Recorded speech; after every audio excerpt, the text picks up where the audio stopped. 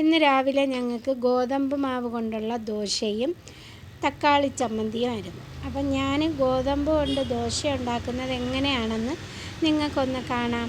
അപ്പോൾ അതിനായിട്ട് 1 കപ്പ് ഗോതമ്പ് മാവും ഒരു 1.5 പിടിയോളം തേങ്ങ തിരുമ്മിയതും 1 പിടിയോളം ക്യാരറ്റ് ഗ്രേറ്റ് ചെയ്തതും 1 മുട്ടയും കൂടി പൊട്ടിച്ചൊഴിച്ചു പാകത്തിന് ഉപ്പും ഇട്ട് നല്ലതുപോലെ മിക്സിയുടെ ജാറിലൊന്ന് അടിച്ചെടുത്ത് ഇനി അതൊരു പാത്രത്തിലേക്ക് മാറ്റി ആവശ്യത്തിനുള്ള വെള്ളം കൂടി ചേർക്കാം. പിന്നെ ഒരു നുള്ള് സോഡാപ്പൊടിയും ചേർത്ത് നമ്മളെ മാവിന് എത്രത്തോളം ലൂസ് വേണമെന്നനുസരിച്ച് വെള്ളം ചേർത്ത് യോജിപ്പിച്ച് അടച്ച് ഒരു 10 മിനിറ്റോളം റെസ്റ്റ് ചെയ്യാനായിട്ട് വയ്ക്കാം. ഇനി ഈ ദോശയ്ക്ക് നമുക്കൊരു ചമ്മന്തി റെഡിയാക്കി എടുക്കാം.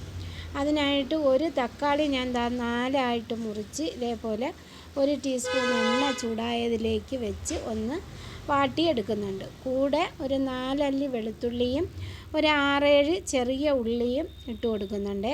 അതെല്ലാം ഒന്ന് ഇതേപോലെ റെഡിയാക്കി എടുക്കണം. തക്കാളി തിരിച്ച് മറിച്ച് ഇട്ട് ഇതേപോലെ ഒന്ന് അടച്ച് വെച്ചാൽ നമുക്കിതിൻ്റെ സ്കിന്ന് പെട്ടെന്ന് ഇളക്കിയെടുക്കാൻ പറ്റും.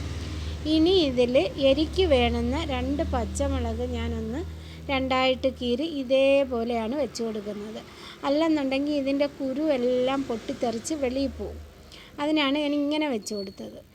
ഇനി ഇതൊരു ചെറിയ ജാറിലേക്ക് മാറ്റിയിട്ട് പാകത്തിനുള്ള ഉപ്പും 1 പിടി മല്ലിയിലയും ഒരു ചെറിയൊരു കഷ്ണം ഇഞ്ചിയും കൂടി ഇട്ട് നല്ലതുപോലെ പേസ്റ്റ് പരുവത്തിൽ അരച്ചെടുക്കാം.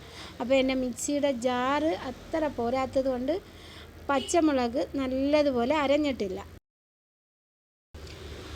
ഇനി നമുക്ക് ദോശ ചുടാനായിട്ട് നിൽക്കാം. അപ്പോൾ ഇതേപോലെ ഒരു ഫ്രൈ പാനിൽ എണ്ണ തൂത്ത് ഇങ്ങനെ ഞാൻ റെഡിയാക്കി എടുത്തിട്ടുണ്ട്. അപ്പോൾ ഈ ദോശയുണ്ടല്ലോ ഞാൻ ടേസ്റ്റ് ചെയ്ത് നോക്കി ആദ്യം. അപ്പോൾ ഇത് കറിയൊന്നും ഇല്ലാതെയും നമുക്ക് കഴിക്കാൻ സൂപ്പറാണ്.